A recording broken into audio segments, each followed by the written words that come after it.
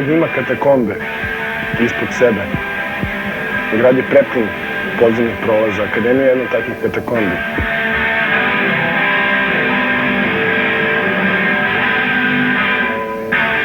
To je jedna rupa što je u stvari i dan danas.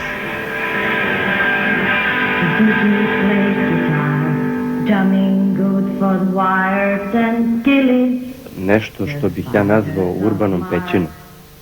He played his left hand, but made it too far. To mesto se zvanično zvalo Akademija, a među ekipom je bio prihvaćen jedan jedini naziv Rupa. He could lick him, but smiling he could live to hang. Imala je tada različite imena, neki su zvali Akademija, neki Rupa, neki Škola. Why the fly try to break our balls with just a bill like a guide? Rup, okej.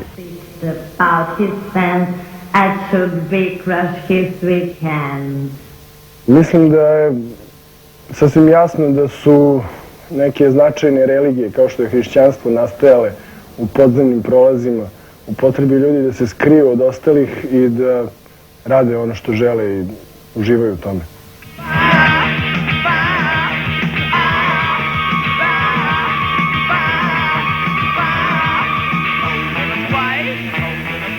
Pa dobro, radi se o Titu. Tito je umro 80. godine i to je bio zaista jedan prelomni trenutak.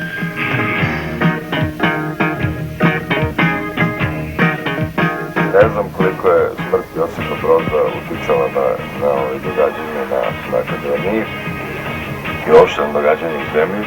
Verovatno je na neki posredan način uticala, jer šta ja znam, svi se sećamo da je došlo do nekog onako malo popuštanja nekih stega.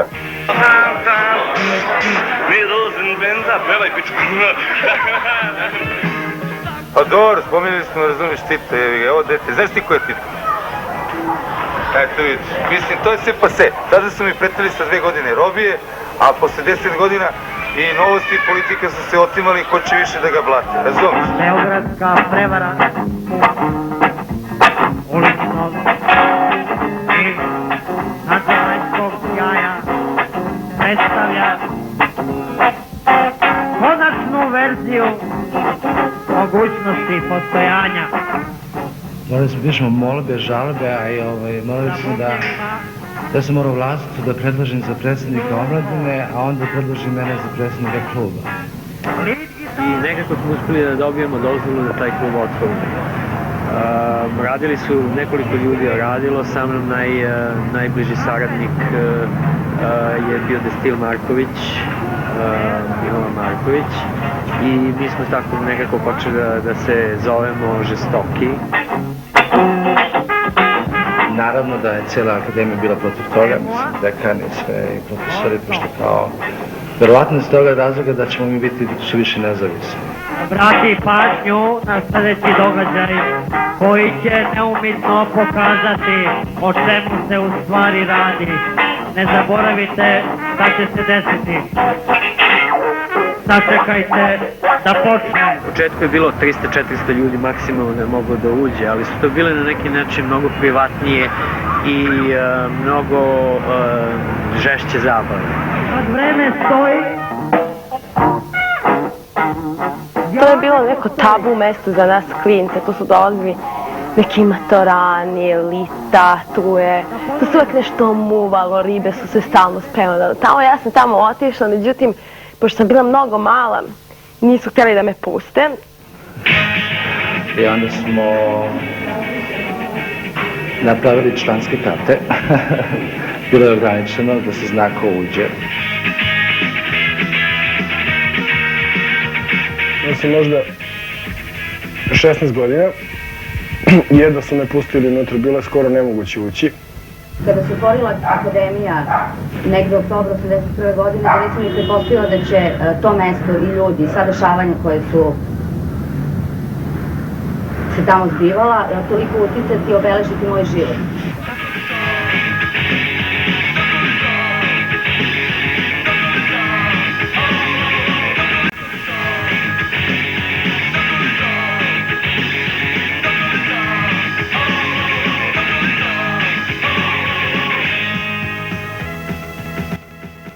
Isto bilo vreme žureva i svega i naravno da tu neka ekipa. Stvari, mi smo bili prvi koji su bili obrijani na akademiji, to verovatno iz toga. A isto vreme novog talasa i Idola i te ekipe, tako da je... Pa ekipe Idola i Šala Kobata i još bi to bila Električni orgazam. Da smo naravno mi otvorili neko mesto gde može sve to na neki način da se cirkuliše i da se na neki način ima odnos prema nečemu što je nas interesovalo, medijski. Klub je zvanično bio studentski, međutim, Vlasta i Šule su tu napravili jedan zatvoreni klub za praktično neko njihovo društvo, neke ljude koji su tu dolazili, čuli smo sa Dedinja ili iz krajeva koji su tada zvučali jako elitno i bili su potpuno hermetični, tako da su se tu jednostavno okupljali neki ljudi koje nije niko od nas znao i koji verovatno u tom trenutku nisu imali mnogo veze sa javnom scenom.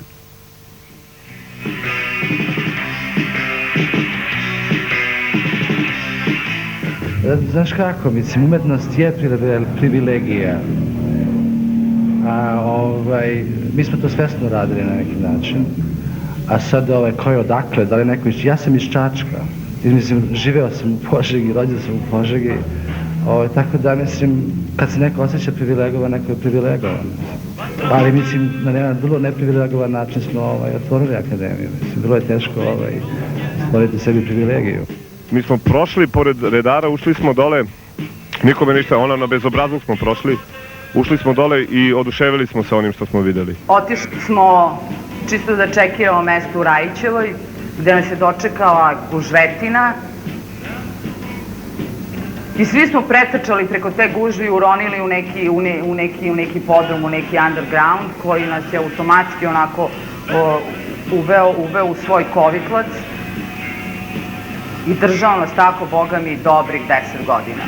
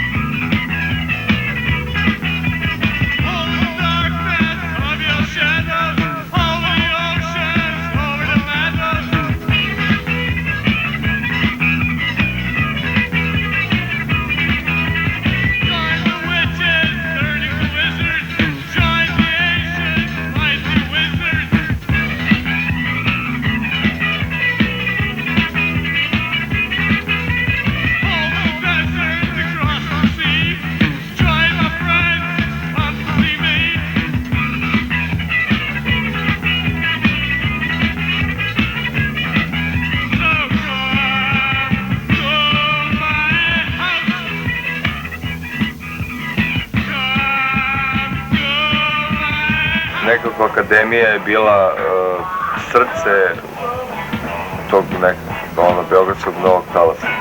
Neko mesto okupljenja gde su svi dolazili bez obzira u kom su bendu svirali ili da li su svirali uopšte i šta god da su radili, osjećali su se kao kod svoje kuće.